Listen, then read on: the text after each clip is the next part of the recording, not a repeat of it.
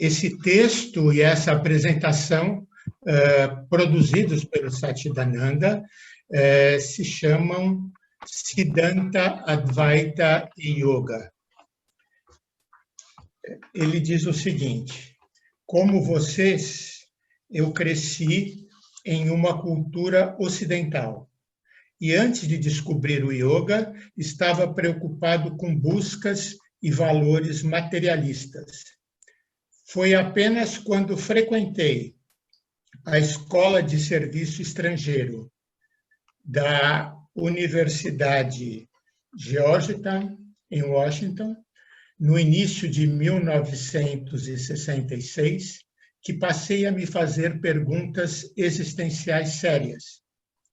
Comecei a encontrar respostas e a abraçar valores espirituais com a ajuda de um padre jesuíta, um verdadeiro místico, e, posteriormente, em viagem ao exterior, em 1968, com Salvador Dalí em sua casa na Espanha. Então, descobri o Kriya Yoga no Santuário do Lago, no centro criado por Yogananda, que ficava perto da casa de minha família em Los Angeles, Califórnia. Alguns meses mais tarde, em 1969, durante meu último ano na Universidade de Georgetown, encontrei o yogi S.A.A. Ramaya, da tradição Tamil de Yoga Siddhanta, que era completamente nova para mim.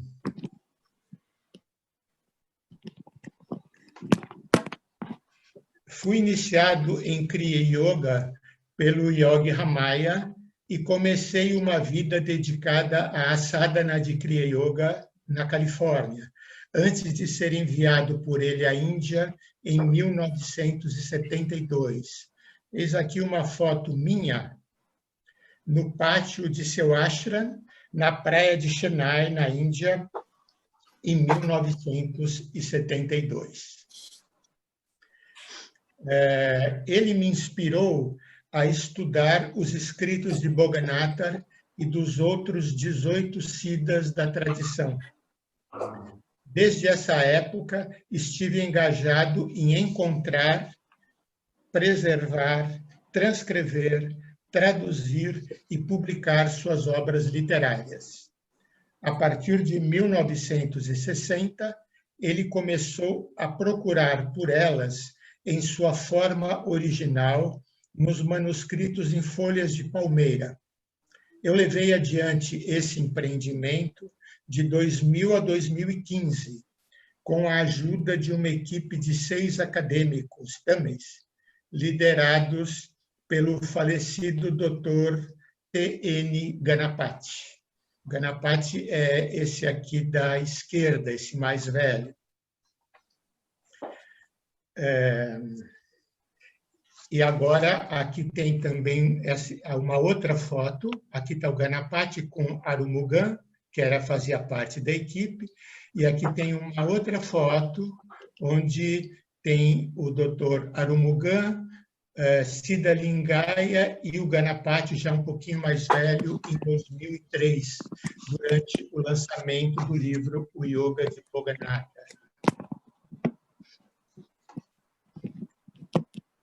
E com o apoio de uma ordem educacional caritativa leiga de professores, fundada em 1997.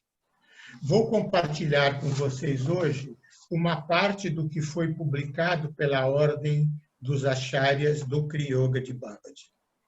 Vocês podem ver 2 fotos dele, Yogi Ramaya, comigo, cerca de 50 anos atrás. Então, esse mocinho aqui é o Satchidananda, há 50 anos atrás. Estou certo de que muitos de vocês encontraram algumas respostas em suas práticas de Yoga e Vedanta. Hoje, eu lhes proponho explorar algumas perguntas e respostas que podem ajudá-los. Convido-os a participar ativamente desta sessão como praticantes de Jnana Yoga, que é a aplicação do intelecto aos ensinamentos da sabedoria e à experiência da verdade, ou Sat. Vou compartilhar algumas fotos e pinturas para ajudar a ilustrar isso. Palavras, independentemente de seu número, não desvelam a verdade, mas podem apontá-la e fornecer dela um vislumbre. No entanto, é preciso ir além das palavras.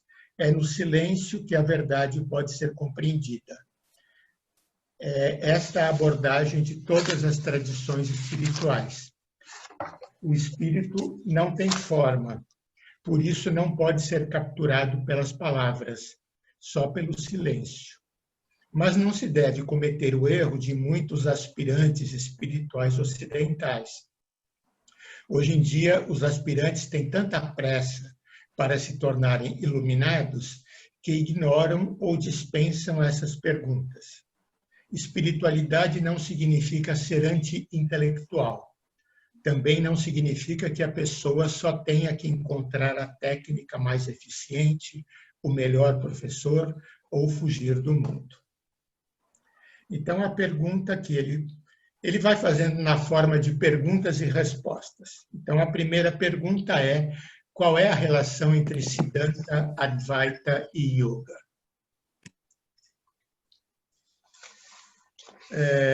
Meu professor, o Yogi Ramaya, costumava dizer que o Siddhanta começa onde o Advaita termina e que o Kriya Yoga de Babaji é a destilação prática do Siddhanta. Mas antes de responder a essa questão, é necessário discutir cada um desses darshanas, ou perspectivas do mundo, nosso lugar nele e o Ser Supremo. Como veremos, cada um tem profundas implicações sobre a maneira como escolhemos viver nossas vidas. Esperamos que esta apresentação os ajude a melhor alinhar suas práticas e suas perspectivas e a evitar conflito entre elas. Então, aqui vem uma próxima pergunta, que é: o que é o Siddhanta?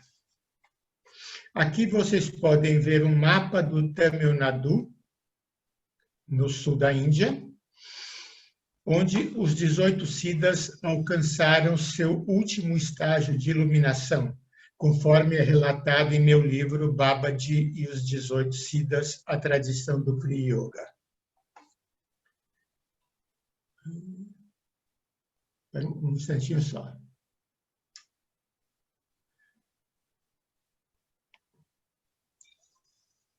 Você pode, só uma pergunta, Maitreya, você pode habilitar a entrada das pessoas que estão na sala de espera? Sim. Tá, porque isso tudo está vindo para mim. Sim, não, mas fica tranquilo que a gente administra isso. Tá bom. Então, aqui o mapa do Tamil Nadu, e agora aqui, em seguida, templos dedicados a cada um dos 18 Siddhas, que foram construídos nesses lugares importantes. Aqui há também uma pintura com 300 anos de idade, que está no Museu Saraswati Hall, em Tanjore, que mostra os 18 Siddhas. Em 1985, eu supervisionei a construção deste Gopuram em frente ao portão de nosso ashram em Kanadukatan, no Tamil Nadu, que também mostra os 18 Siddhas. Tá? Aqui tem uma outra vista em detalhe dessas esculturas que estão em cima, né? A porta de entrada do ashram. A palavra Siddhanta refere-se à essência dos ensinamentos de um conjunto de yogis indianos, adeptos do Tantra, conhecidos como Siddhas ou mestres perfeitos. Eles atingiram um determinado grau de perfeição adquirindo poderes divinos conhecidos como siddhis. Também encontrados no contexto do budismo tibetano, os siddhas eram místicos que enfatizavam a prática de Kundalini Yoga para realizar sua divindade potencial em todos os 5 planos da existência. Eles condenavam a religião institucionalizada com sua ênfase na adoração de ídolos, no ritualismo, no sistema de castas e na dependência em relação às escrituras. O que ensinavam era o resultado de sua própria experiência, que é, segundo eles, a fonte mais confiável de conhecimento e sabedoria. Para adquirir esse tipo de conhecimento e sabedoria, precisamos nos voltar para dentro, para as dimensões sutis da vida, usando para isso as técnicas do yoga e da meditação. A maioria de suas obras literárias foi escrita em um intervalo de 800 a 1.600 anos atrás. Outras podem ter sido escritas no século II DC. O sufixo anta significa fim último. O siddhanta constitui, portanto, a meta final, a conclusão ou a consecução dos objetivos dos siddhas ou mestres perfeitos. A palavra também pode ser lida como uma contração dos termos citta e anta, referindo-se, neste caso, ao fim da faculdade de pensar. Este seria o estado atingido quando a consciência vai além do pensamento. Os siddhas existiram por toda a Índia e também no Tibete, mas a tradição a que pertencemos e cujos escritos temos estudado, traduzido e publicado desde a década de 60, é do sul da Índia e conhecida como Kriya Yoga Siddhanta Tamil. Os escritos dos siddhas tamils foram realizados na forma de poemas na língua vernacular do povo, em vez de o serem no tradicional idioma sânscrito, que era conhecido apenas pela casta sacerdotal dos brahmanes. Em nenhuma parte dos seus escritos pode-se ler os siddhas cantarem louvores a qualquer divindade. Teologicamente, seus ensinamentos podem ser classificados como teísmo monista. Mas os siddhas não tentam, nas suas escrituras, criar um sistema filosófico ou uma religião. Eles procuram oferecer ensinamentos práticos, particularmente relacionados com a prática de Kundalini Yoga, ajudando-nos a receber a verdade diretamente e a perceber o que se deve evitar no caminho espiritual. Filiação sectária não tem importância para os siddhas. Eles se sentem à vontade entre pessoas de todas as crenças. A sua abordagem em direção à verdade é, primeiro, experimentá-la em samadhi, a comunhão mística de absorção cognitiva, e, em seguida, render-se gradual e completamente à experiência até que esta se torne o estado permanente de consciência do aspirante.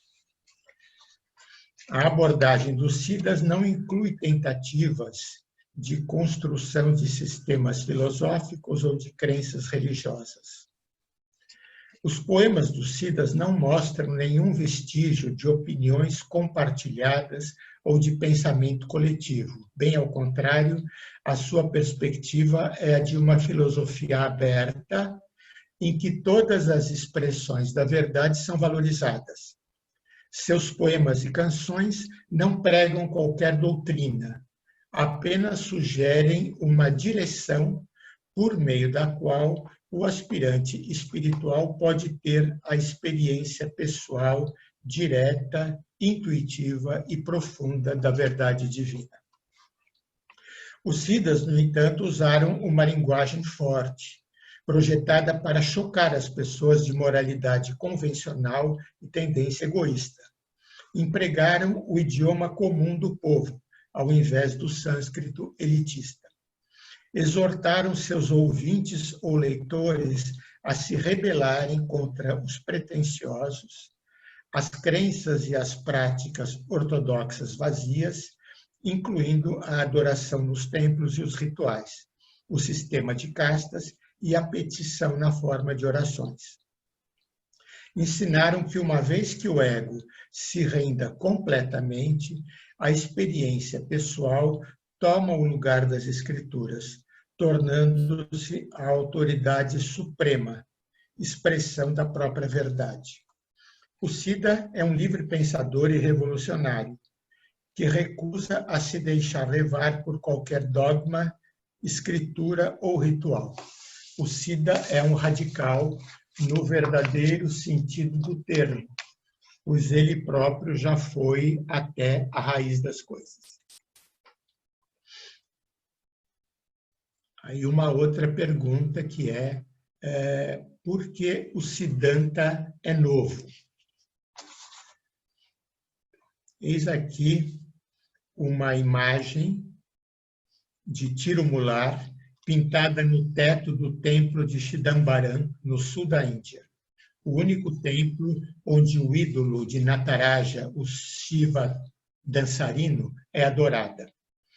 Em seguida, uma foto de nossa edição do Tirumandiram, com tradução em inglês e comentários, publicado em 5 volumes, perfazendo um total de 3.800 páginas. Na verdade, por um engano, essa é uma outra, porque foram editadas 2 versões do Tirumandiram, uma em 3 volumes e outra em 5 volumes. Então, essa aqui é de 3 volumes, ele está se referindo aqui a uma edição posterior em 5 volumes. Tirumular, provavelmente o mais antigo dos Siddhas Thamis, eu vou voltar um pouquinho para ficarmos com a imagem dele, afirma em sua obra Tirumandiram, escrita no século V depois de Cristo, estar revelando uma nova yoga, que trará a transformação completa da condição humana, incluindo o corpo físico. Os Siddhas que viveram mais tarde referiram-se a essa nova yoga como Kundalini Yoga. Durante o primeiro milênio da era cristã, os Siddhas inventaram o Kundalini Yoga, considerando um poderoso meio de autorrealização. Foi um produto de seus esforços experimentais para encontrar formas mais eficazes de conhecer a verdade das coisas, que se pudessem acrescentar aos caminhos fortemente intelectuais, ritualísticos, devocionais ou ascéticos e transformar a natureza humana. O Siddhanta continua novo porque o Tirumandiram e outros escritos dos 18 Siddhas Thamis eram desconhecidos fora do contexto da língua tâmil, falada no sul da Índia e no Sri Lanka, até que essas obras fossem pela primeira vez traduzidas por nós. Só um detalhe aqui, a gente costuma falar tamil, mas a forma dicionarizada em português é tâmil. Por isso vocês podem estar achando um pouco estranho, porque a gente está mais acostumado a dizer tamil. Tais obras foram ignoradas ou mal interpretadas pelos eruditos e especialistas por causa de sua deliberadamente obscura linguagem crepuscular. Os Siddhas condenaram os pandits e sacerdotes brahmanes ortodoxos, incorrendo na ira dos membros dessas comunidades, que os viam como mágicos ou coisa pior. Consequentemente, os seus manuscritos não foram preservados nos repositórios institucionais tradicionais, como os templos e as bibliotecas, mas apenas por famílias de médicos, os Siddha Vaidyas. que mantinham essas obras secretamente e aplicavam os seus ensinamentos apenas para fins medicinais. Por causa da ignorância generalizada em relação aos seus ensinamentos e da associação popular dos siddhas com mágicos pela comunidade ortodoxa, até bem pouco tempo essas obras não tinham sido levadas em consideração em vários círculos da sociedade indiana. Posso recordar vividamente a resposta sarcástica e emocional de um famoso professor de Vedanta, um Swami renomado e membro da comunidade Brahmani, cuja língua materna era o tâmil, quando, em 1986, lhe perguntei a sua opinião sobre os escritos dos Siddhas. Também me lembro da resposta típica de muitas pessoas do norte da Índia, quando eu mencionei que o nosso guru era Babaji Nagaraj.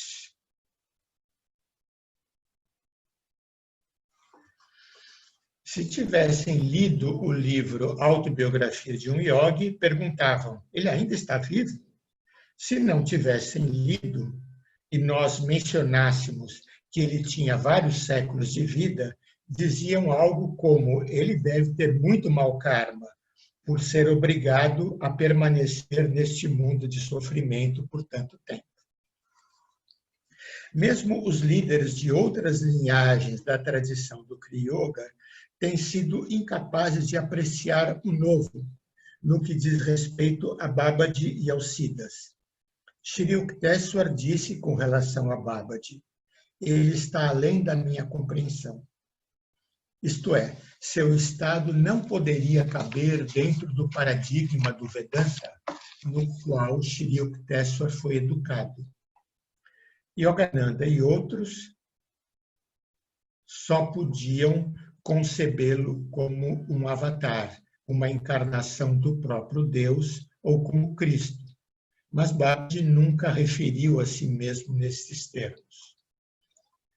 Yogananda, na sua autobiografia, menciona, na primeira página do capítulo, em que apresenta Babaji ao leitor, que como o Siddha Agastya, Babaji vive há milhares de anos.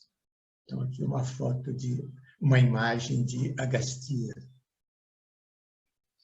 Yogananda não captou qual próximo esses dois Siddhas realmente eram.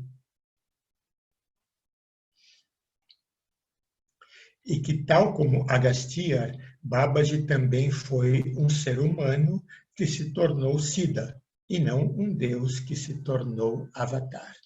Então, aqui tem o local onde Babaji recebeu a iniciação de Agastya, e aqui embaixo tem uma foto desse mesmo local, que é a cachoeira de Kutralan.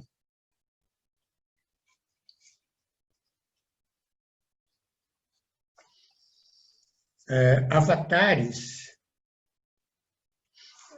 não são encontrados na tradição Shaiva, mas apenas na tradição Vaishnava, com 10 avatares sucessivos, incluindo Rama e Krishna. Todas essas afirmações refletem as perspectivas limitadas dos filósofos do Vedanta, do Samkhya, Vaishnavas ou cristãos. Shri Aurobindo é um dos poucos sábios dos tempos modernos que poderia apreciar o que os Siddhas foram, inclusive Tirumular, Babaji e Ramalinga. Então, aqui agora a próxima pergunta. Qual é a meta do Siddhanta? De acordo com os Siddhas, ou almas realizadas, o objetivo final da vida é a entrega total. Isso inclui a realização de Vetivel, o vasto espaço luminoso, a consciência cósmica, e uma transformação progressiva de nossa natureza humana em todas as dimensões, formando o corpo divino ou Divya Deha. E aqui o Satchidananda recomenda que se leia o conceito de Vetivel na edição de outono de 2014 do Jornal do Kriya Yoga. Os Siddhas Tamils consideravam ambos o esforço do indivíduo e a graça divina como importantes fatores no caminho da libertação. Esse esforço, a aspiração, é representado pelo triângulo que aponta para cima. Espera um pouquinho só aqui, tem um problema. Está aqui. Enquanto que a graça divina é representada pelo triângulo que aponta para baixo.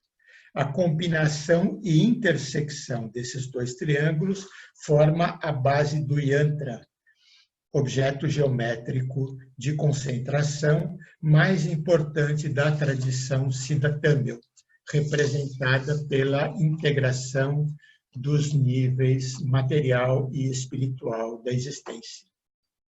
Eis aqui uma representação da intersecção dos dois triângulos, formando um yantra tântrico, adotado no logo de Sri Aurobindo. Os Siddhas insistem no valor do Tantra Yoga como meio para atingir a liberdade e a imortalidade durante a presente vida terrena, em vez de esperar pelo paraíso. Libertação, moksha, que é a palavra em sânscrito, ouvido em tâmil, é um estado místico que Tirumular chama de samadhi yógico. Então, aqui tem um verso do uma estrofe do Tirumandira, de Tirumular, onde ele diz: no interior do samadhi yógico há espaço infinito. No interior do samadhi yógico há luz infinita. No interior do samadhi yógico há energia onipotente. Samadhi yógico é aquilo que os Siddhas amam. Não é a liberdade ou a libertação do ciclo das encarnações, mas a liberdade ou a libertação em relação aos malas. Isto é, as três manchas ou grilhões que prendem a alma humana, limitando as qualidades inerentes de Sat, Chit, Ananda. Esses três malas ou malás, não sei exatamente como se pronuncia, esses três grilhões, eles são a nava, que é a ignorância da verdadeira identidade e, consequentemente, o egoísmo, karma, que são as consequências de ações, palavras e pensamentos passados, e maya, a ilusão e seus 5 agentes, que são o conhecimento parcial, o poder parcial, os desejos, o tempo e o destino. É também a libertação em relação aos gunas, ou modos constituintes da natureza. Também são 3. Rajas, o princípio do dinamismo, que é estimulante, móvel, ativo. Tamas, o princípio da inércia, que é pesado, preguiçoso, fatigante, duvidoso, confuso. E Sattva, o princípio do equilíbrio e lucidez, que é calmo, iluminador, sábio, conhecedor. Bom, e temos aqui mais uma pergunta, que é: qual é a causa do sofrimento humano e como superá-lo? Eis aqui uma imagem de Patanjali no templo de Chidambaram, onde Nataraja é adorado aqui, a Murti do Shiva Nataraja. Nos Yoga Sutras, o Siddha Patanjali descreve os 5 kleshas, ou causas do sofrimento, que são: primeiro, ignorância sobre nossa verdadeira identidade como alma, ou Sat Chit Ananda, que é ser, consciência, beatitude, vendo o impermanente como permanente, o doloroso como prazeroso, o não ser como ser. O segundo klesha é o egoísmo, que é nascido da ignorância e é o hábito de se identificar com aquilo que não se é, ou seja, o complexo corpo, vida, mente, suas sensações, seus sentimentos, seus pensamentos. O terceiro é o apego, ou agarrar-se ao que é prazeroso. O quarto, a aversão, ou agarrar-se ao sofrimento, ao medo, àquilo com que se antipatiza. E o quinto é o apego à vida ou medo da morte. Patanjali nos ensina que essas causas do sofrimento podem ser desenraizadas em sua forma sutil, quando rastreadas de volta até a origem, pelo retorno repetido aos vários estágios de samadhi, e podem ser destruídas em sua forma ativa por meio da meditação. Ele nos diz que a prática do Kriya Yoga tem o objetivo de enfraquecer essas causas do sofrimento e cultivar a absorção cognitiva, que é o samadhi ou a autorrealização.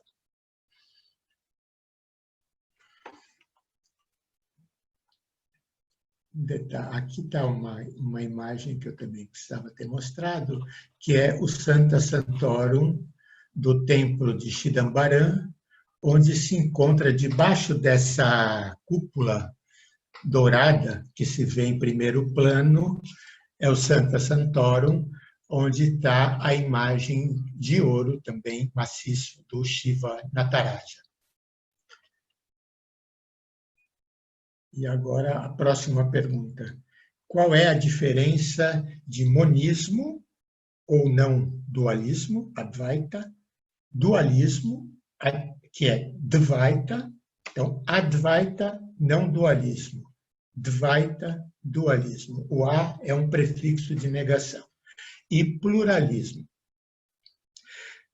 Diz aqui o Satchidananda, o dicionário Webster define monismo como a doutrina de que existe apenas um princípio ou substância última, de que a realidade é um todo orgânico sem partes independentes. Também de que o mundo é ilusório, uma mera aparência. Isto também é referido como Advaita ou não dualidade. Adi Shankaracharya a ensinou no século IX depois de Cristo, e Ramana Maharshi foi seu professor mais famoso nos tempos modernos. Isso é o oposto do dualismo, que nos escritos filosóficos indianos se refere a uma realidade constituída por sujeito e objeto, consciência e natureza, Purusha e Prakriti, ou Shiva e Shakti. O pluralismo é definido como a teoria de que a realidade é composta por uma multiplicidade de seres, substâncias ou princípios últimos. Em teologia ou estudos religiosos, refere-se a 3 realidades tidas como eternas: Deus, alma e mundo. Adoração religiosa nos templos, como esse aqui, igrejas, e oração a Deus e cerimônias, são todos informados pelas doutrinas do pluralismo ou teologia.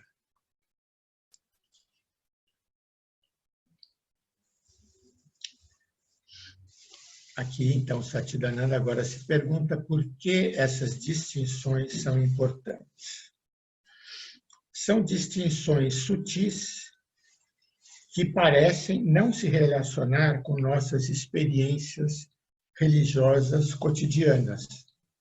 Então, somos inclinados a recusá-las, como se dissessem respeito apenas a filósofos, teólogos, swamis ou satgurus.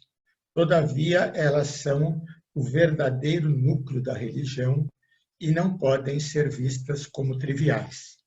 Elas afetam a todos, pois definem distintas percepções acerca da natureza da alma e, portanto, de nós mesmos, do mundo e de Deus. Um instantinho, só que eu vou fechar uma porta aqui. Elas oferecem diferentes objetivos espirituais. Fundir-se plenamente e para sempre com Deus, um estado que transcende até mesmo o estado de bem-aventurança, ou permanecer eternamente separado dele, mesmo que essa separação possa ser vista positivamente como uma bem-aventurança sem fim. Uma visão, o monismo, é unidade na identidade, por meio da qual a alma encarnada, Jiva, é e se torna Deus, Shiva. Então, Jiva se torna Shiva. A outra visão, pluralismo, é unidade na dualidade, 2 em 1, na qual a alma desfruta da proximidade com Deus, mas permanece sempre individual. Ou 3 em 1, porque também pode ser posta uma terceira entidade, o mundo, ou Pacha, que, nessa perspectiva, jamais se funde mesmo parcialmente com Deus. Além disso, dependendo de que perspectiva se adote, a visão do mundo muda. O não dualista, ou seja, o monista, que em sânscrito se chama Advaitin, vê o mundo como irreal, ilusório e, consequentemente, desimportante. Evita envolver-se com os assuntos do mundo, que são descartados como ilusórios. Não há Deus, não há alma, não é teísta nem ateísta, é monista, significando que existe apenas um. Existe apenas uma realidade referida como Brahman, um impessoal isso. O objetivo é moksha, a libertação da ilusão, Maya, que nos impede de perceber que há apenas um.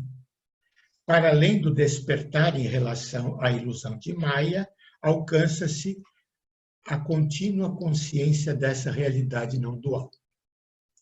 Os meios prescritos englobam a autoinvestigação ou autorrecordação. Isso pode envolver a contemplação da frase "Quem sou eu?" ou "Eu sou isso?" ou "Eu sou Brahman." O estudo das Upanishads, que são os comentários vedânticos dos Vedas. Pode também envolver a expressão de votos formais de renúncia em uma ordem monástica, como a ordem dos Swamis, fundadas no século IX pelo principal expoente do Advaita, que foi Adi Shankaracharya. Aqui tem uma imagem do próprio Satchidananda com 3 swamis.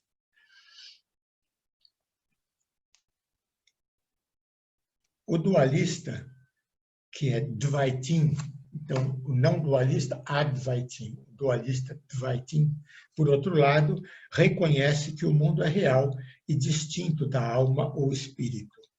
O yoga clássico, baseado na filosofia dualista do Samkhya, ensina que para se libertar do sofrimento no mundo é preciso entrar repetidamente em um estado de consciência conhecido como samadhi ou absorção cognitiva. Nesse estado, a pessoa se torna consciente daquilo que é consciente. Transcende a falsa identificação egoísta com o corpo e os movimentos da mente.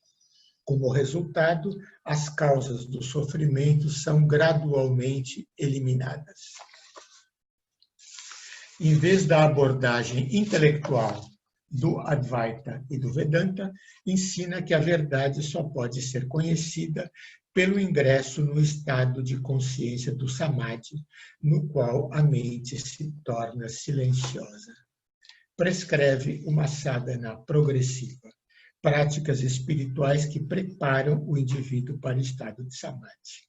Esta é a abordagem do yoga clássico, do Tantra e de algumas escolas devocionais do Vedanta. A autorrealização é o objetivo do yoga clássico. E a perfeição, envolvendo a transformação da natureza humana, é o objetivo do Tantra. Este baseia-se em uma compreensão dos princípios da natureza, os tattvas, ou tattvas, depende aí da pronúncia, conforme o Samkhya. E busca permanecer equilibrado em meio aos constituintes da natureza, os gunas, mantendo-se como observador ou testemunha, ao invés de se identificar com a personalidade pautada pelo complexo corpo-mente. A experiência pessoal é a autoridade última ao invés das escrituras. A frase Jiva está se tornando Shiva resume a abordagem teísta monista do Siddhanta e do shivaísmo da Kashmira. A identidade da alma individual que é Jiva, com isso que é Shiva, é a meta final na perspectiva não dualista.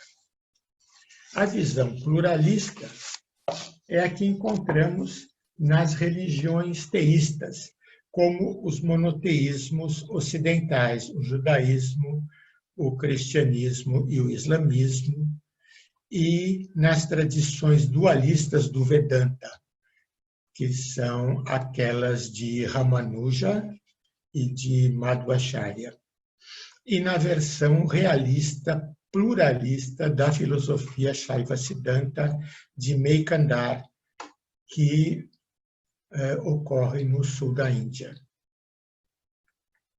Então, veja, só um parênteses aqui. Quer dizer, você pode ser vedântico sendo Dvaita ou Advaita, e você pode ser Siddhanta ou sidântico, sendo Dvaita ou Advaita. Então, aqui ele está falando, aqui ele vai falar um pouco da filosofia de Meykandar, que é um adepto do Shaiva Siddhanta Dvaita, dualista. Então, ela é dualista e é realista, porque Meykandar ensina que Deus, a alma e o mundo são eternamente separados. O mundo não é apenas real, mas também mal. A alma precisa encontrar um caminho para sair do mundo e entrar no céu, onde Deus será encontrado. Crença e devoção ao Senhor, escrituras, rituais, preces e religião institucional são os meios com ênfase na fé. Além disso, as religiões do Ocidente não incluem a crença na reencarnação e são geralmente escatológicas, significando que esperam por um fim apocalíptico do mundo e pelo juízo final, no qual as almas justas serão elevadas ao céu e as outras almas serão condenadas ao inferno pela eternidade. Há diferenças filosóficas entre o monismo e o pluralismo. Simplificadamente, a escola monista sustenta que, por emanação de si mesmo, Deus, ao qual se refere como Shiva, ou isso, criou tudo, o mundo, todas as coisas do mundo e todas as almas, e que o destino final de cada alma é fundir-se em união advaitica com isso, assim como as águas de um rio se fundem com as águas do oceano. Já a escola pluralista de Meykandar postula que Deus ou Shiva não criou o mundo ou as almas, mas que as três entidades existem eternamente e que o destino último da alma não é a união advaitica com Deus ou Shiva, mas a associação com ele em eterna graça e beatitude, uma união comparada à do sal dissolvido na água. Veja que aqui tem uma coisa bem sutil, quer dizer, a água do rio, quando entra no oceano, existe um tipo de... as substâncias se misturam, enquanto que o sal dissolvido na água, ele permanece como uma substância diferente, apesar de dissolvido. É uma diferença bem sutil, tanto na química, como mais ainda na metafísica. Na primeira visão, a manifestação a partir de Shiva no início e fusão de volta com Shiva no fim. E apenas o Deus Supremo Shiva é eterno, incriado. Na segunda visão, as diferenças entre os três, Deus, alma e mundo, são eternamente reais. O pluralista, realista, argumenta que, por ser perfeito, Deus não pode criar almas imperfeitas em um mundo imperfeito com todos os seus sofrimentos. Não há início para a alma, mas eterna coexistência da alma com Shiva no estado Kevala, que recua ao tempo absolutamente primordial, que recua ao tempo absolutamente primordial e ao estado Shuddha, que se estende indefinidamente no futuro. Na visão monista, Deus ou Shiva é tudo. E mesmo este universo físico é parte dele, embora ele também o transcenda. Na visão pluralista, Deus ou Shiva anima e guia o universo, mas este não é parte dele. A diferença crucial, então, é se existe uma realidade eterna, uma ou três. Se a alma está eternamente separada ou, em essência, é una com Shiva. Esse debate entre teísmo monista e realismo pluralista é apresentado em detalhe no último volume de nossa publicação do Tirumandiram. Então, aqui, sim, é a capa dessa publicação em 5 volumes do Tirumandiram, que é posterior àquela outra em 3. Bom, agora a próxima pergunta: o que é iluminação e como ela se relaciona com essa discussão?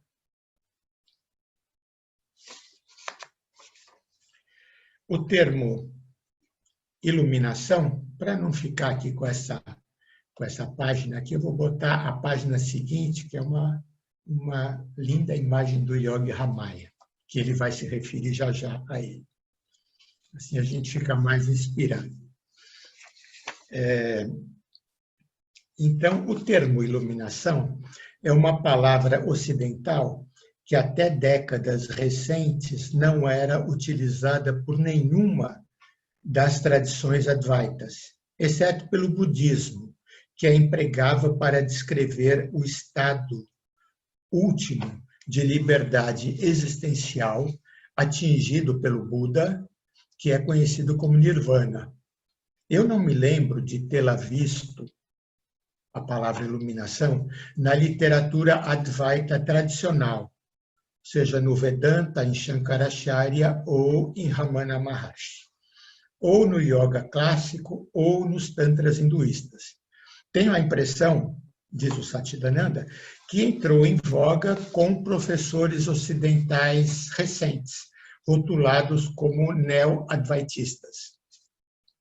Suspeito de que muito do recente debate entre esses chamados neo-adventistas acerca do que é a iluminação, ou mesmo de uma fase pós-iluminação, diga respeito à purificação das manifestações residuais do egoísmo, como orgulho, raiva, medo, preguiça e luxúria. Isso parece ocorrer precisamente porque o Ocidente carece não apenas da experiência, mas também da terminologia para descrever os vários graus de iluminação. Meu próprio professor, então aqui ele se refere a essa imagem do Yogi Ramaya, quando perguntado sobre o assunto, sendo um yogi e um estudioso tâmil, mas não um intelectual, encaminhava seus estudantes aos escritos dos Siddhas, que na época ainda não haviam sido, em sua grande maioria, traduzidos. Ou então, aos escritos de Sri Aurobindo. O termo mais próximo à iluminação que encontrei na literatura tâmil do sul da Índia é Vetiveu, que se refere ao vasto espaço luminoso da consciência, o bem-aventurado estado de samadhi, consciência transcendental, consciência do próprio ser. É um lugar onde os pensamentos cessam, um por um, até que a consciência exista apenas como uma imensidão vazia. Designa a ausência de subjetividade e objetividade. Designa a emancipação em relação ao tempo. É um eterno agora, um lugar que transcende o passado, o presente e o futuro. Um estado não acessível à percepção sensorial. Um estado sem marcas distintivas.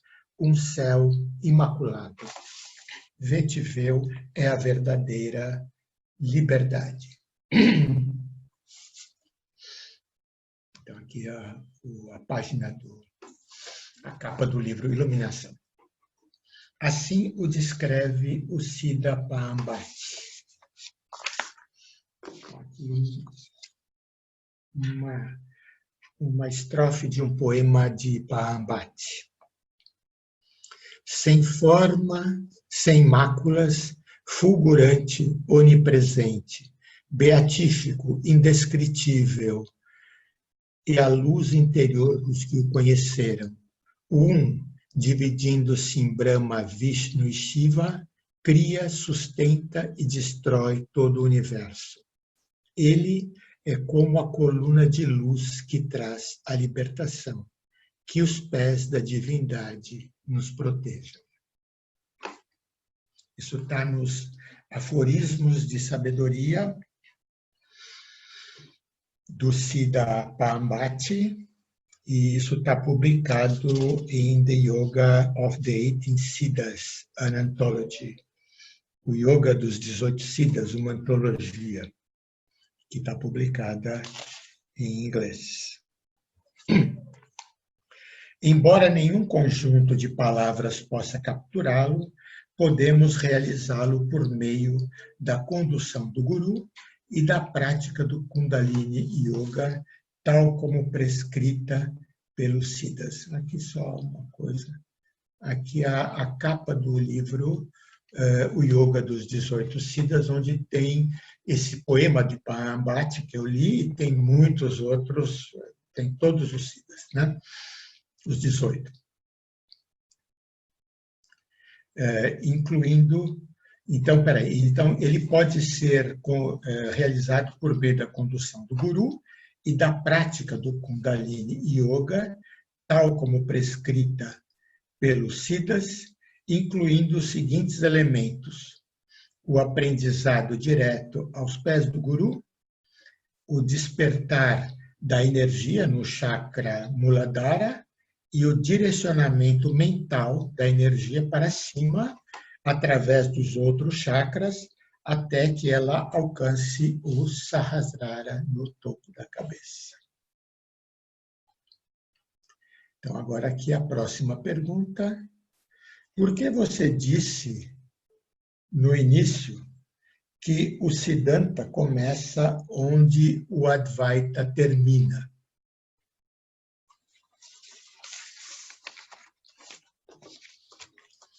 Então, para não ficar nessa página, eu vou passar para a seguinte, que é uma imagem de Babaji. O Yogi Ramaya respondeu a essa questão sucintamente quando descreveu o objetivo do Siddhanta como sendo a entrega total. Embora o Advaitin possa abrir mão da perspectiva do ego em prol da perspectiva da alma no plano espiritual da existência, os Siddhas entenderam que a perfeição não é possível em um corpo físico sujeito à doença, em um corpo vital cheio de desejos e emoções e em um corpo mental neurótico. Eles entenderam que a iluminação ou entrega total, ou libertação, não pode ser limitada ao plano espiritual da existência. Visualizaram e compreenderam o potencial evolucionário da humanidade e, na vanguarda dessa perfeição, desenvolveram os meios para realizar o progressivo processo de purificação, Shuddhi, envolvendo a entrega da perspectiva do ego e da falsa identificação em todos os planos da existência.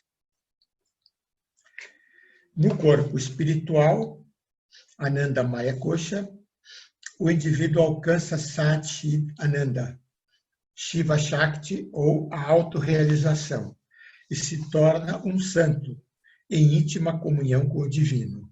No santo, a perspectiva egoísta ordinária é substituída, ao menos em parte, pela consciência da presença do divino. E ele se identifica com o observador ou a testemunha. Mas o mental, o vital e o físico não são transformados, nem se tornam um apoio para a entrega. Se a entrega ou a comunhão do místico é limitada ao plano espiritual da realidade, ele pode continuar preso à necessidade de fazer distinções filosóficas ou teológicas até que comece a entregar seu ego também no plano intelectual. Além disso, a maioria dos santos não permanece no plano físico tempo suficiente para completar o processo de entrega, por várias razões, que vão da saúde física, ou da falta de saúde física, até a aspiração por evadir-se deste mundo de sofrimento. Então, esse é o plano espiritual. No plano intelectual, Vijnana Maya Kosha, o silêncio reina, o pensamento largamente cessa e o indivíduo desenvolve Jnana, Siddhi, que é a habilidade de conhecer as coisas intuitivamente por identidade e comunicar esse conhecimento com facilidade. Ele se torna um sábio, guiado primariamente pela sabedoria intuitiva. E abre mão do orgulho de saber, mas permanece distraído pelas naturezas mental, vital e física. O ego perdura até que a entrega alcance todos os planos da existência. Há sempre o risco de uma queda, e desejo, aversão e apego à vida ainda podem criar sofrimento. Santo Agostinho afirmou: Senhor, ajuda-me a entregar, mas não ainda. Isto é, parte de nossa natureza humana inferior, em particular o plano mental, que é sede da fantasia, e o plano vital, que é sede das emoções e dos desejos, resiste à transformação que a entrega acarreta. No corpo mental, já o terceiro estágio, né, que é Mano Maya Kosha, o indivíduo desenvolve CIDs associados aos sentidos sutis, a começar pela clarividência, a clareaudiência e a clarissenciência.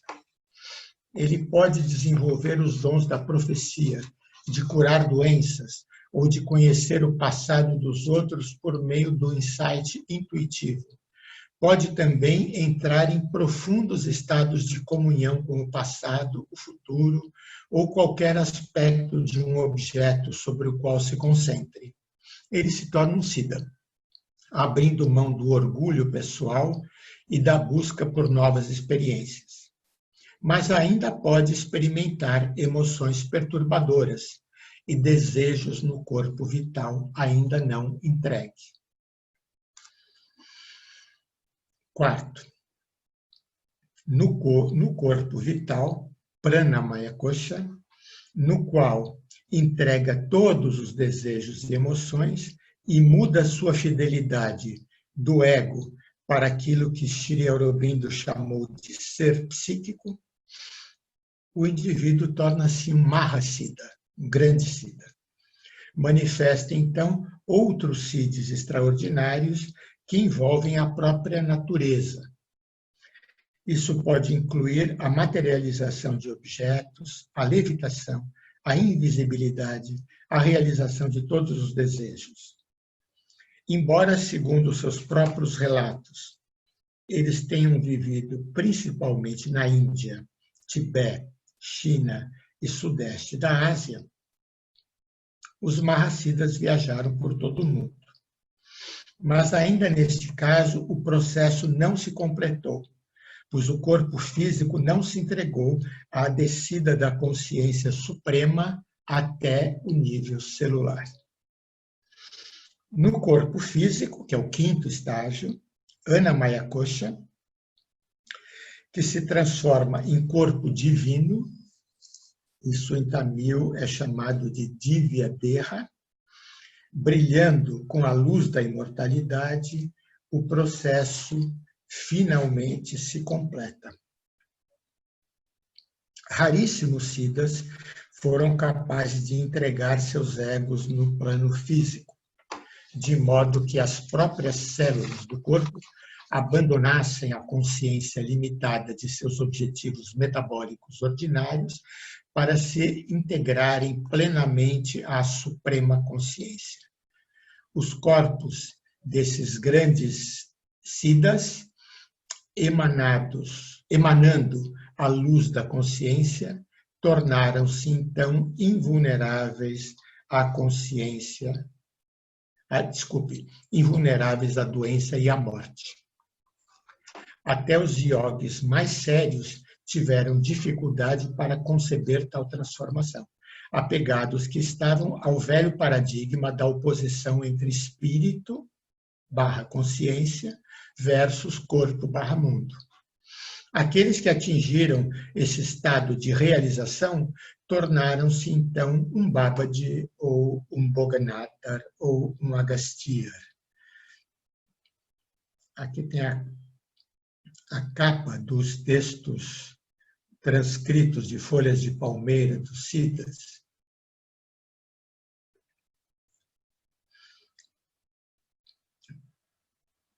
Eles escolheram permanecer longe do olhar do público em lugares remotos no Himalaia ou em montanhas do sul da Índia, como Katuragiri,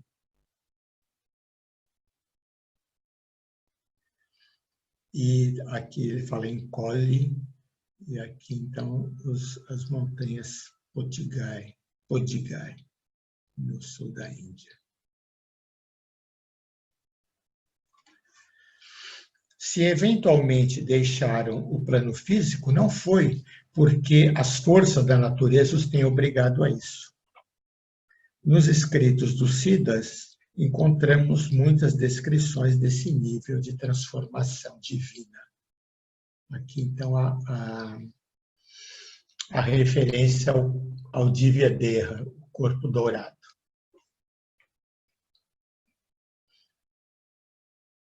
Mataji. E essa imagem é muito linda, que é Mataji fazendo Padapuja para Babaji e sendo observada pelo Yogi Ramaya, quando o Yogi Ramaya esteve em Gauri Shankar Pitan em 1954.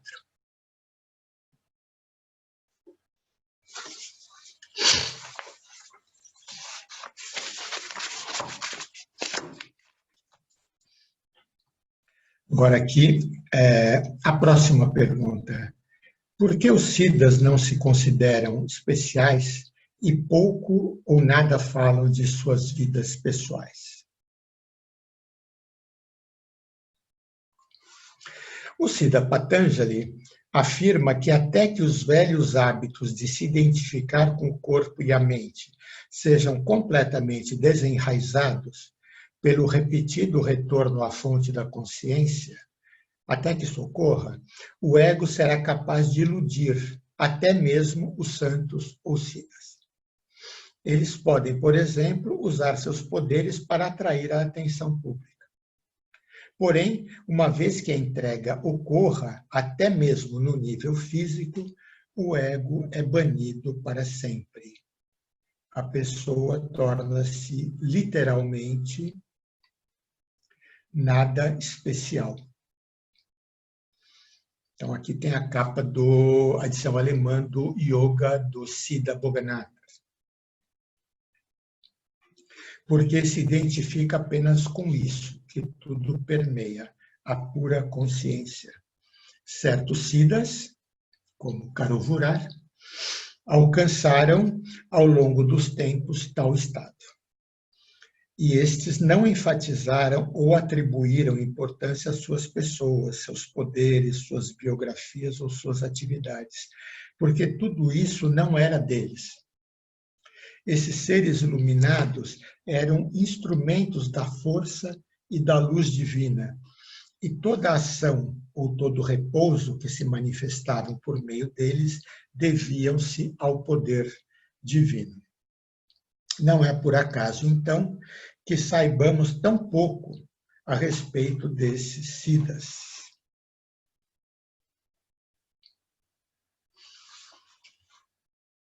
O que fizeram ou detalhes de suas vidas pessoais. Mas conheçamos seus sábios ensinamentos. Então, aqui o Satchidananda, um pouquinho mais jovem, no lugar de Samadhi do Siddha Bhoganatha Palani.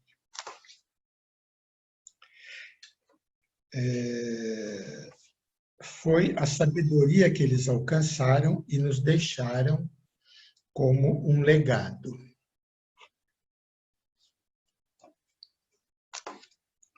Foi essa consciência, essa sabedoria, essa experiência da realidade última que consideraram da maior importância, porque lhes mostraram o caminho de volta ao reino dos céus.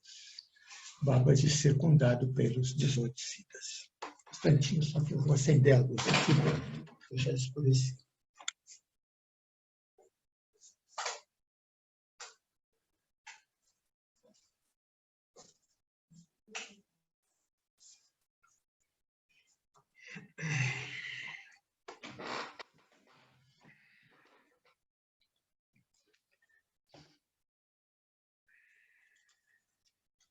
Enfatizando a pessoa do professor, mais do que seu ensinamento, religiões como o cristianismo e o budismo foram formadas. Mas Buda não era budista, nem Jesus era cristão.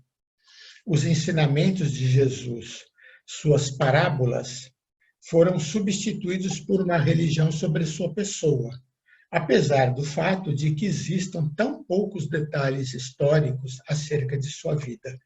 Vocês podem ler sobre isso em meu livro A Sabedoria de Jesus e os Yoga Siddhas. Buda, que era hinduísta, buscou substituir o ritualismo por ensinamentos sobre como evitar o sofrimento.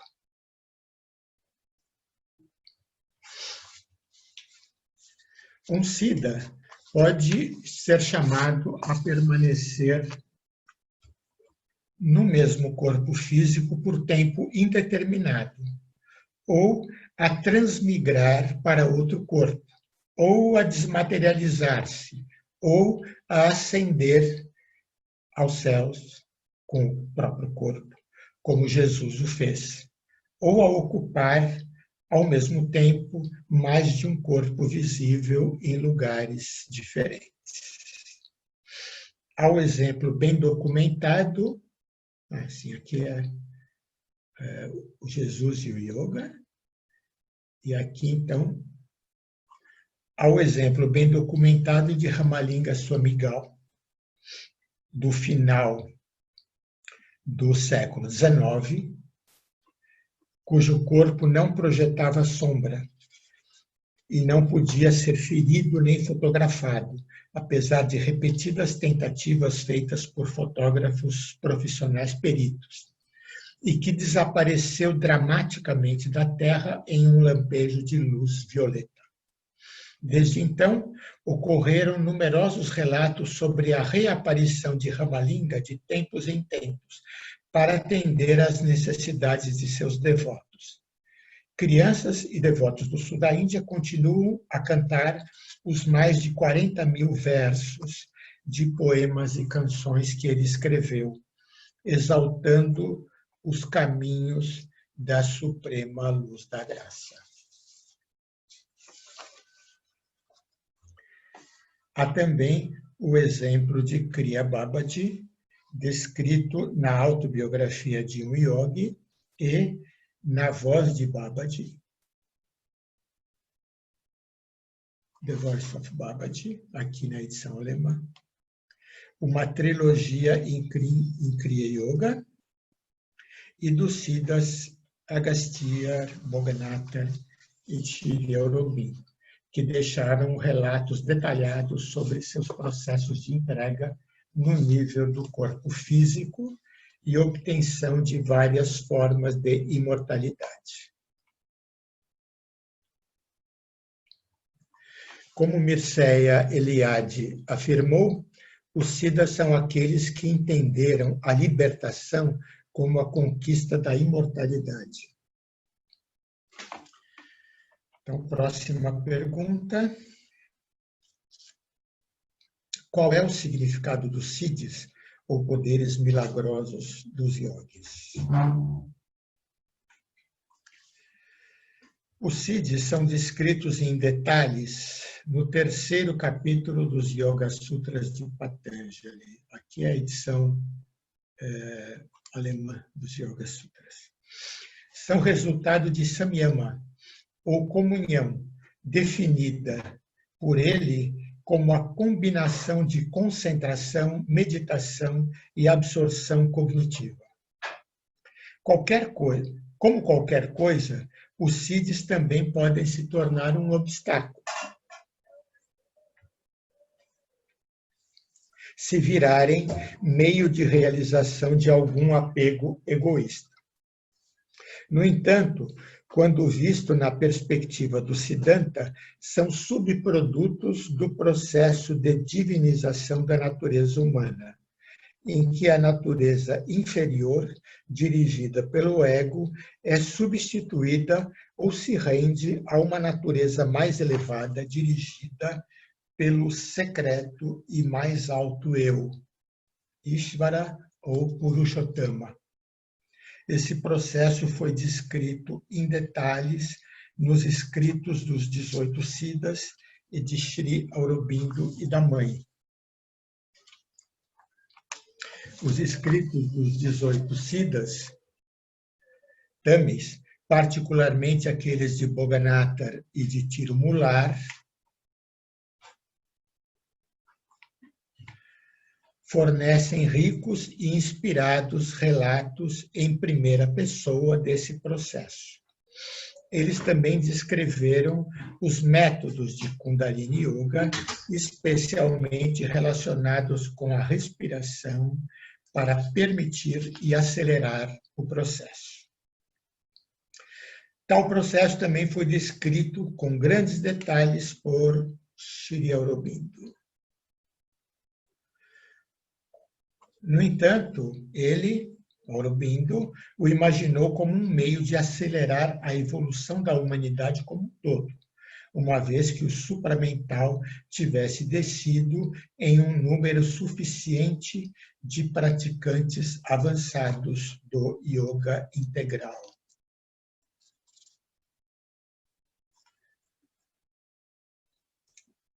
Ele resumiu esse yoga em 3 palavras: aspiração, desapego e entrega.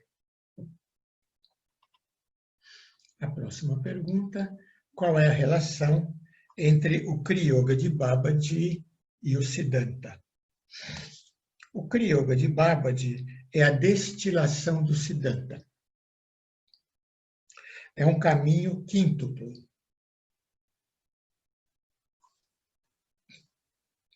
Que combina o cultivo do desapego e a meditação do yoga clássico, conforme descrito nos Yoga Sutras de Patanjali, com o Kundalini Yoga dos Siddhas.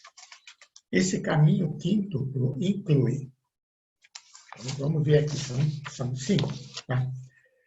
Kriya Hatha Yoga, com asanas, que são posturas físicas de relaxamento, bandhas, que são travas musculares, e mudras, que são gestos psicofísicos que trazem saúde, paz e o despertar dos principais canais de energia ou nadis e dos centros de energia ou chakras.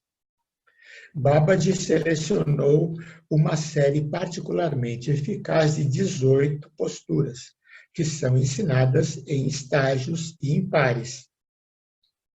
Cuida-se do corpo físico não para si mesmo, mas como veículo ou templo do divino. Essa é a primeira. Segundo, Kriya Kundalini Pranayama.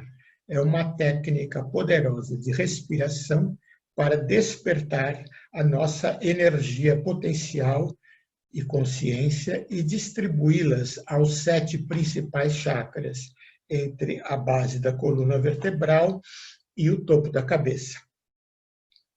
Ela desperta as faculdades latentes associadas aos 7 chakras e nos transforma em um dínamo em todos os 5 planos da existência.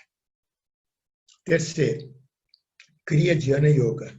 É uma série progressiva de técnicas de meditação para apresentar a arte científica de dominar a mente, limpar o subconsciente, desenvolver a concentração, a clareza mental e a visão e despertar as faculdades intelectuais, intuitivas e criativas e para nos levar ao estado sem respiração de comunhão com Deus, ou Samadhi.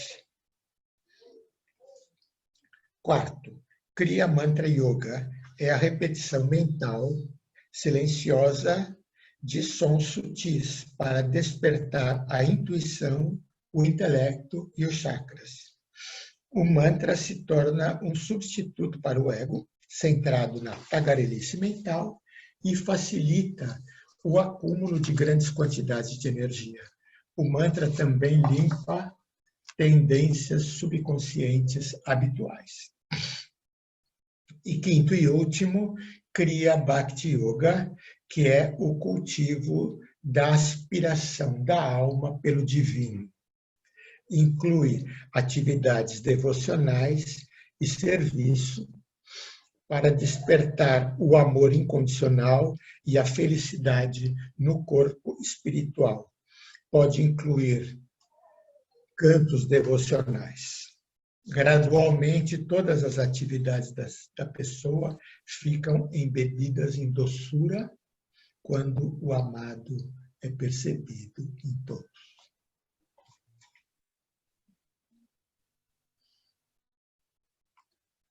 Tá. Aqui tem um slide que não foi colocado, onde ele pergunta assim: qual é o valor do corpo humano para o desenvolvimento espiritual? A resposta é a seguinte. Os Siddhas referem-se às 3 grandes bênçãos na vida. Primeiro, ter nascido como um ser humano, o que é extremamente raro. Apenas quando encarnada no plano físico, a alma pode crescer em sabedoria e purificar-se das manchas ou grilhões. Segundo, encontrar o caminho espiritual, o que também é muito raro, com todas as distrações dos 5 sentidos e a confusão da mente e do intelecto. Terceiro, encontrar o preceptor espiritual, ou guru, cujos ensinamentos e exemplos guiam a alma rumo à libertação. Uma vez encontrado, o progresso em direção ao objetivo pode se tornar rápido se a pessoa mantiver seu corpo físico saudável e se aplicar nas disciplinas espirituais e nos ensinamentos prescritos por seu guru e tradição. Os Siddhas viram o corpo como o templo de Deus e, por isso, fizeram todos os esforços para mantê-lo saudável e para estender sua vida de forma a ganhar tempo suficiente para completar o processo de entrega completa ao divino, que era o seu objetivo final. Como mestres tântricos, eles buscaram transformar para aperfeiçoar sua natureza humana. A perfeição, entenderam, não podia ser limitada ao plano espiritual. A iluminação em um corpo físico doente, em um corpo vital cheio de desejos, em um corpo mental neurótico, não era perfeição. Reconhecendo que o corpo físico era ignorante de seu potencial e, por isso, sujeito ao decaimento metabólico e à doença, e utilizando os memoráveis poderes mencionados anteriormente, os Siddhas empreenderam um estudo sistemático da natureza e de seus elementos, a partir do qual se tornaram habilitados a desenvolver um sistema de medicina altamente avançado, conhecido como medicina Siddha, com muitos remédios efetivos, únicos, e que é praticado até hoje no sul da Índia. Redigiram muitos tratados médicos sobre a longevidade, que atualmente constituem o fundamento de um dos 4 sistemas de medicina reconhecidos pelo governo da Índia. Eu estou chegando eu estou chegando próximo do final. Tá? Reconhecendo que estavam em uma corrida contra o tempo, para completar a transformação do corpo físico antes da morte, também desenvolveram uma fórmula mineral e vegetal única, conhecida como Kaya Kalpa, para prolongar a vida. Mas acreditavam que apenas a respiração yogi, o Kriya Kundalini Pranayama, poderia completar finalmente esse processo. O Siddha Tirumular ofereceu um vislumbre desse conhecimento da longevidade em sua definição de medicina. Disse Tirumular, medicina é o que cura as desordens do corpo, medicina é o que cura as desordens da mente, medicina é o que previne as doenças, medicina é o que propicia a imortalidade. Os Siddhas descobriram por que o corpo envelhece e desenvolveram passos para prevenir o envelhecimento. Eles, por exemplo, descobriram que o período de vida de todos os animais é inversamente proporcional à frequência da respiração. Isto é, quanto mais lenta a respiração, maior a duração da vida. Reciprocamente, quanto mais rápida a respiração, menor o período de vida. Animais como a tartaruga marinha, a baleia, o golfinho e o papagaio que respiram poucas vezes por intervalo de tempo, vivem por longos períodos, às vezes mais tempo que os humanos. Ao passo que animais como o cão e o rato, que respiram muitas vezes mais rápido do que os humanos, têm como regra vidas muito curtas. Os Siddhas sugeriram que se pudéssemos respirar mais lentamente ou menos vezes por minuto, poderíamos viver por 100 anos. É quando a respiração se torna agitada ou habitualmente rápida que nosso período de vida é reduzido. Então, próxima pergunta. Por que é importante entender o Siddhanta, o Advaita e o Yoga? Eu estou bem próximo do final. Eles são mapas para a libertação espiritual e a libertação do sofrimento inerente à natureza humana. Eles informam a prática ou sadhana. No Ocidente, muitas pessoas permanecem ignorantes acerca de seus ensinamentos e simplesmente tentam fazer várias práticas sem entender seus objetivos e propósitos filosóficos. Então, quando os ocidentais se tornam entediados ou insatisfeitos com uma prática, eles buscam outra. E colecionam técnicas. É como trocar de carro e guiar a esmo sem saber para onde ir. Na Índia, até recentemente, muitas pessoas educadas conheciam alguns aspectos das escolas filosóficas ou darshanas, mas não praticavam as técnicas espirituais ou yoga. Prática, informada pelos ensinamentos subjacentes, garante o progresso rumo à realização do sankalpa ou intenção. Entendendo o Siddhanta, o Advaita e o Yoga e outros caminhos espirituais, pode-se escolher que objetivo se deseja perseguir e criar a firme intenção de realizá-lo.